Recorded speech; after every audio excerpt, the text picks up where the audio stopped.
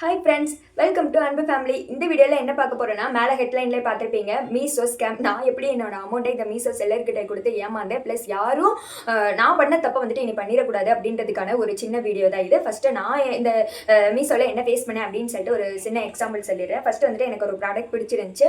அந்த ட்ரெஸ்ஸை வந்துட்டு நான் ஆர்டர் பண்ணேன். நெக்ஸ்ட் டே வந்துட்டு அதே ட்ரெஸ்ஸில் வேறு கலரில் வந்துட்டு என் சிஸ்டருக்கு ஆர்டர் பண்ணலாம் அப்படின்னு சொல்லிட்டு ஆர்டர் பண்ணிட்டேன். ஸோ 2 ப்ராடக்ட் எனக்கு அந்த செல்லர்கிட்டேருந்து வரணும். எனக்கு வந்துட்டு அந்த ப்ராடக்ட்டை வந்துட்டு டெலிவரி பண்ணுறக்கூடிய டேட்டு வந்துச்சு. அன்னைக்கு மார்னிங் என் ஹஸ்பண்ட் தான் போய் அந்த ப்ராடக்ட்டை ரிசீவ் பண்ணாங்க. எனக்கு 2 கொடுத்துருக்கணும், ஆனால் ஒன்று தான் கொடுத்தாங்க. 2 ப்ராடக்ட்டுமே சேர்த்து ஒரே ஒரு ஓடிபி மட்டும் வந்துட்டு சென்ட் ஆயிடுச்சு. அவங்களும் வந்துட்டு டெலிவரி பாய் கொடுத்துட்டு போயிட்டாங்க. நான் செக் பண்ணும்போது அதுக்கடுத்து கொஞ்சம் நேரம் கழிச்சு பார்க்குறேன், எனக்கு 2 வந்திருக்கணுமே, ஆனால் 1 தான் வந்திருக்குன்னு சொல்லிட்டு டெலிவரி பாய் கிட்ட கால் பண்ணி கேட்டால், இல்லை எனக்கு ஒரே ஒரு பார்சல் தான் வந்துச்சு, அதை தான் நான் கொடுத்துட்டேன். இல்லை அந்த செல்லர்கிட்ட இருந்து எனக்கு 2 வரணும், நான் 2 ப்ராடக்ட் போட்டிருந்தேன், நான் வந்தது 1 தான் அப்படின்னு சொல்லி நீங்கள் கம்ப்ளைண்ட் ரைஸ் பண்ணிக்கோங்கன்னு சொல்லிட்டாங்க. சரின்னு சொல்லிட்டு நான் அந்த ப்ராடக்டையுமே வந்துட்டு ரிட்டர்ன் போட்டேன். சப்போஸ் ரிட்டர்ன் போட்டாவது நம்ம அமௌண்ட் திருப்பி டபுளாக கிடைக்குமா அப்படின்றதுக்காண்டி தான். அப்புறம் பார்த்தீங்கன்னா ரிட்டன் வாங்க வருவாங்க இல்லையா, அந்த அண்ணா கிட்டையும் வந்துட்டு நான் சொன்னேன் இந்த மாதிரி ஆயிடுச்சுன்னா அப்படின்னு சொல்லிட்டு. அவங்களே வந்துட்டு எனக்கு ஹெல்ப் பண்ணாங்க. ப்ராடக்ட் வந்துட்டு எனக்கு வரவே இல்லை அப்படின்னு சொல்லிட்டு நீங்கள் ஒரு கம்ப்ளைண்ட் ஃபைல் பண்ணுங்க அப்படின்னு சொல்லிட்டு அவங்களே மொபைலை வாங்கி ஃபர்தராக எல்லா இதையுமே பண்ணி கொடுத்துட்டு இப்போ உங்களுக்கு கால் வரும், அதுக்கடுத்து நீங்கள் பேசிக்கோங்கன்னு சொல்லிட்டு போயிட்டாங்க. அப்புறமேட்டி நான் கஸ்டமர் கேர்கிட்ட வந்துட்டு ஒரு 6-7 நாள் கிட்ட கால் பண்ணி டெய்லி வந்துட்டு பேசுகிறேன், எனக்கு இந்த மாதிரி ப்ராடக்ட் வரணும் வரல அப்படின்னு சொல்ல. இல்லை நீங்கள் ஓடிபி சொல்லிட்டீங்க, அங்கே ஸ்டேட்டஸ் என்ன காட்டுது, டெலிவரின்னு தான் காட்டுது, அப்போ எங்கள் சைடு ப்ராப்ளம் இல்லை, டெலிவரி சைடு தான் ப்ராப்ளம், அங்கே பார்த்துக்கோங்க அப்படின்ட்டாங்க. நான் இதுலேருந்து எனக்கு என்ன தெரியுதுன்னா, மீஷோ சைடு ஒரு ஃபர்தராக வந்துட்டு ஒரு ஃபார்முலாவே இல்லை. அவங்க என்ன நினைக்கிறாங்க, ஓடிபி சொல்லிட்டாங்க, அப்போ உங்களுக்கு ப்ராடக்ட் சென்ட் ஆகிடுச்சு, நமக்கு வந்துட்டு ஸ்டேட்டஸ் தான் காட்டுது, அப்போ அங்கே தான் ஏதோ ப்ராப்ளம் நினைக்கிறாங்க. ஆனால் அவங்களோட ஃபார்முலா தானே இது. 3 ட்ரெஸ் வாங்கினாலும் ஒரே ஓடிபி தான் ஒரு செல்லர்கிட்ட இருந்து, 5 ட்ரெஸ் வாங்கினாலும் ஒரே ஓடிபி தான் ஒரு செல்லர்கிட்ட இருந்து.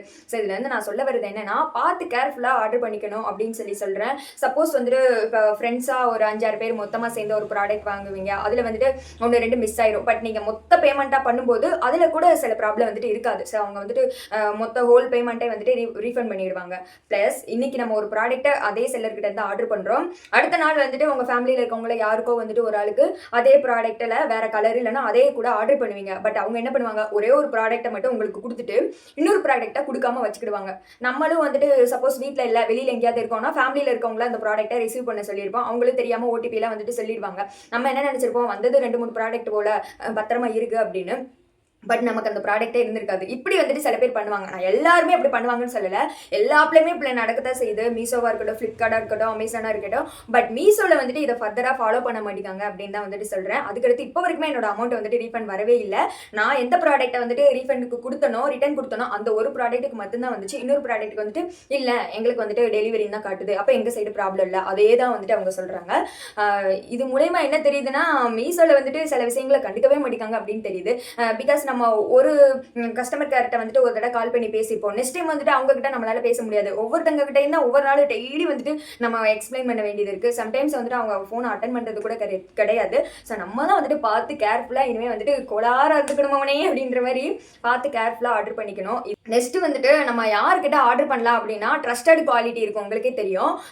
கோல்டு ட்ரஸ்டட் குவாலிட்டி இருக்குல்ல, ட்ரஸ்டட், அவங்க கிட்ட வந்துட்டு நம்ம தாராளமாக 2 இல்லை 3 4 கூட குவான்டிட்டி போட்டு ஆர்டர் பண்ணிக்கலாம். ஏன்னா அவங்க கிட்ட நான் ஆர்டர் பண்ண ட்ரெஸ் எல்லாமே பார்த்தீங்கன்னா அப்படியே எனக்கு ரிசீவ் ஆயிடுச்சு. 3 போட்டாலுமே ஒரே கவருக்குள்ள 3 வச்சு கொடுக்குறது, நான் தனித்தனியாக போட்டாலுமே ஒரே கவருக்குள்ள ஒரு 2 வச்சு கொடுக்குறது, அந்த மாதிரிலாம் வந்துட்டு ட்ரஸ்டட் குவாலிட்டியில் நம்ம வந்துட்டு கண்டிப்பாக நம்பி வந்துட்டு இது பண்ணிக்கலாம்.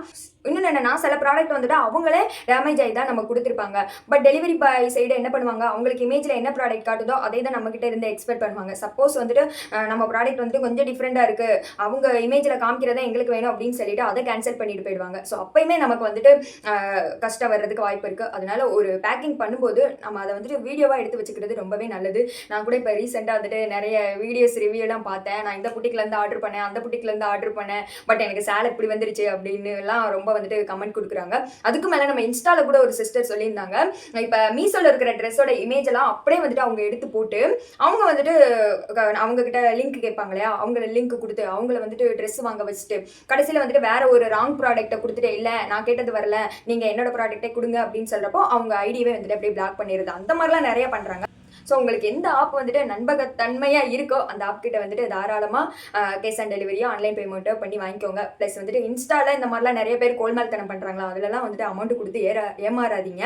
இதுதான் வந்துட்டு என்னோட ஒரு சின்ன ரெக்வெஸ்ட். ஏன்னா அந்த சிஸ்டர் வந்துட்டு ஃபீல் பண்ணி பேசும்போது எனக்கே கஷ்டமா இருந்துச்சு. நம்ம கடையில் போய் ஒரு சின்னதாக ஒரு திங்ஸ் வாங்கும்போது எப்படியெல்லாம் பார்த்து பார்த்து வாங்குறோம், எது டேமேஜ் ஆயிருக்கா கிழிஞ்சிருக்கா இவங்க கிட்ட நம்பி வாங்கலாமா அப்படின்னு சொல்லிட்டு ஒரு ஆப்பாக இருக்கட்டும், இல்லைனா வந்துட்டு இன்ஸ்டாவில் ஒருத்தங்க ட்ரெஸ் சேல் பண்ணுறதா இருக்கட்டும், அவங்ககிட்ட பார்த்து கேர்ஃபுல்லாக வாங்கிக்கோங்க. இந்த மாதிரி மீஷோவை பற்றின நிறையா டவுட் நம்ம வீடியோ வந்துட்டு ஃபாலோ பண்ணுங்கள். நம்ம சேனலை சப்ஸ்கிரைப் பண்ணிடுங்க. இந்த வீடியோ பிடிச்சிருந்துச்சுன்னா லைக் பண்ணிடுங்க. பாய்.